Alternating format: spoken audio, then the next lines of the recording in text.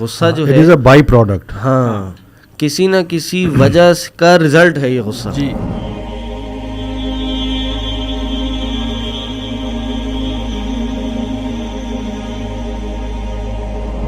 Anger کو ہم نے مینیج کرنا ہے یا اینگر کو ختم کرنا ہے, کیا کرنا ہے اس حوالے سے؟ سلمان صاحب آپ سے شروع کرتے ہیں, بسم اللہ.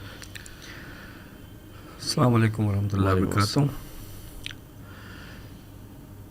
سب سے پہلے یہ سمجھنا ضروری ہے کہ اینگر ہے کیا, تو پھر آپ کو یہ سمجھ میں آئے گا ایگزیکٹلی کہ اس کو ختم کرنا ہے یا اس کو مینیج کرنا ہے, اس کو پالنا ہے. ہاں اس کو پالنا ہے.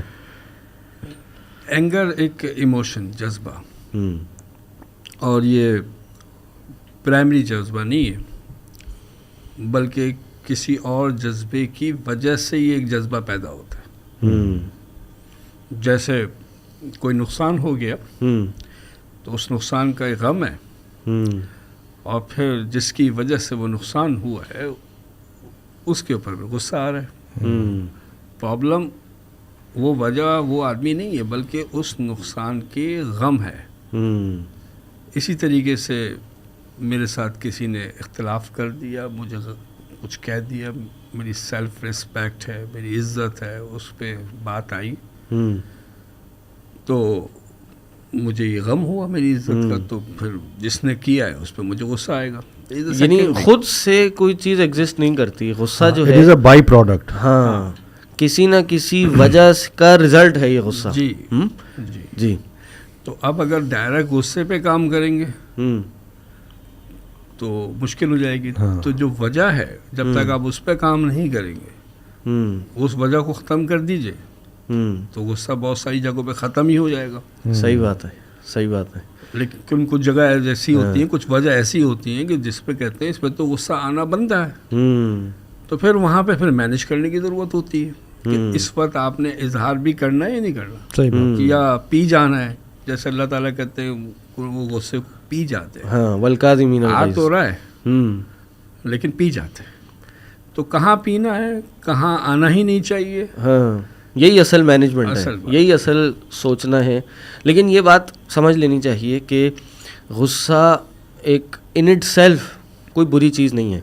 یعنی غصہ فی نفسی, جیسے انہوں نے کہا کہ کہاں پہ آنا چاہیے, کہاں پہ نہیں آنا چاہیے, کہاں ہی ضروری ہوتا ہے غصے کا اظہار کرنا. تو یہ جو ہمارے یہاں عموماً ایک مسکنسیپشن ہے نا کہ بھائی غصہ تو حرام ہے اور غصہ ناجائز ہے, ایسا نہیں ہے.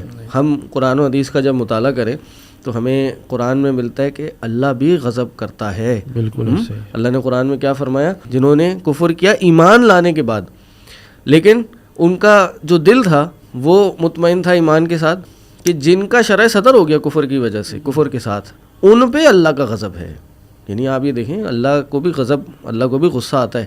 بعض کہہ لیجئے یہ جو ایسے ماضی میں ایسے گروہ گزرے ہیں اور آج بھی ہیں کہ جو اللہ کی اس صفت کا انکار کرتے ہیں, کہتے ہیں بھائی اللہ کو غصہ نہیں آتا, اور یہ وہ اس وجہ سے کہتے ہیں کہ غصہ تو ایک عیب ہے انسان میں اور اللہ تو تمام عیوب سے پاک ہے. حالانکہ ایسا نہیں ہے, غصہ عیب نہیں ہے. اور اگر غصے سے متعلق کچھ عیوب ہوں گے بھی, تو جب اللہ کے ساتھ ہم غصے کو متصف کریں گے, اللہ کو یہ ایٹریبیوٹ دیں گے, تو پھر یہ ہمارا عقیدہ ہوگا کہ جو بھی عیب غصے میں ہو سکتا ہے, اللہ تعالیٰ کے غصے میں, غضب میں وہ عیب نہیں ہے. تو اس لیے ہمیں اللہ تعالیٰ کے بارے میں ملتا ہے. اسی طرح نبی علیہ السلام کے بارے میں ملتا ہے کہ وہ ایک صحابی ایک زرد رنگ کی یا لال رنگ کا کپڑا, 2 چادریں پہن کے آ گئے, تو نبی علیہ السلام نے کیا, فغضب علیہ, ان پہ غصے ہو گئے. یعنی بعض اوقات نبی علیہ السلام کے بارے میں آتا ہے غصے سے لال ہو جایا کرتے تھے. موسیٰ علیہ السلام کے بارے میں آتا ہے کہ جب وہ اللہ نے ان کو بتایا کہ بھائی موسیٰ آپ کی قوم تو بچڑے کو معبود بنا کے بیٹھ گئی ہے, تو فرجع الی قومہ غضبان اسفا, تو وہ اپنی قوم کے پاس غصے کی حالت میں لوٹے. تو بات یہ ہے کہ انبیاء کو غصہ آتا تھا, نبی علیہ السلام کو غصہ آتا تھا. تو غصہ ان اٹ سیلف کوئی بری چیز نہیں ہے, لیکن بعض غصے جو ہوتے ہیں, غصے کے جو اثرات ہوتے ہیں, غصے میں آ کے جو انسان کام کرتا ہے وہ غلط ہوتا ہے اور وہ صحیح نہیں ہوتا. اب دیکھیے یہ نا, ہم یہ کہہ سکتے ہیں کہ ہم غصے کو آپ کنٹرول کریں, غصہ آپ کو کنٹرول نہ کریں. آپ کا جو کرکس ہے باتوں کا کہ نبی کریم صلی اللہ علیہ وسلم یا انبیاء کرام غصہ کرتے تھے, تو نعوذ باللہ غصہ ان کو کنٹرول نہیں کر رہا ہوتا, وہ غصے کو کنٹرول کر رہے تھے. انہوں نے اپنی کبھی پرسنل کسی بینیفٹ یا پرسنل کسی بات پہ کبھی غصہ نہیں کیا, کبھی ناراضگی کا اظہار نہیں کیا. جو آپ نے زعفران والی مثال دی وہ بھی ہے. پھر ایک وہ جو ایک حدیث آتی ہے کہ ایک صحابی تو انہوں نے خطبہ دیا, انہوں نے کہا کہ جس نے اللہ اور اس کے رسول کی اتباع کی وہ کامیاب ہو گیا, کامیابی پالی, اور جس نے ان دونوں کی نافرمانی کی تو وہ گمراہ ہو گیا. کانٹیکس میں دیکھیں تو بات صحیح ہے, گرامر کے حساب سے کہ پہلے دونوں کا ذکر آ گیا, گرامر یہی کہتی ہے کہ ریپیٹیشن نہیں ہونی چاہیے, لیکن رسول کے اس پہ غصہ آ گیا, تم نے دونوں کو ایک ساتھ کیسے کہہ دیا, تم اللہ اس کا رسول الگ کر کے کہتے. اور بعض کتابوں میں آتا ہے کہ اس جو خطیب تھے ان سے بولو آپ کھڑے ہوں اور باہر جائیں, آپ خطبہ نہیں دیں گے. تو غصہ نبی کریم نے بھی کیا, اور ان مقامات پہ جہاں غصہ جائز تھا, جہاں اللہ کی نافرمانی یا توحید پہ یا شرک پہ کوئی بات آتی تو رسول اللہ پھر اس پہ کنٹرول نہیں کرتے تھے. اور وہی سلمان بھائی والی بات آ گئی نا کہ غصہ ایکچولی میں بری چیز نہیں ہے, غصے کو ختم نہیں کرنا ہے, لیکن غصے کو مینیج کرنا ہے. اور یہی مینجمنٹ ہے اصل, کہ کہاں آپ نے غصہ دکھانا ہے, کہاں غصے کو پی جانا ہے, کہاں غصے پہ کنٹرول کر لینا ہے.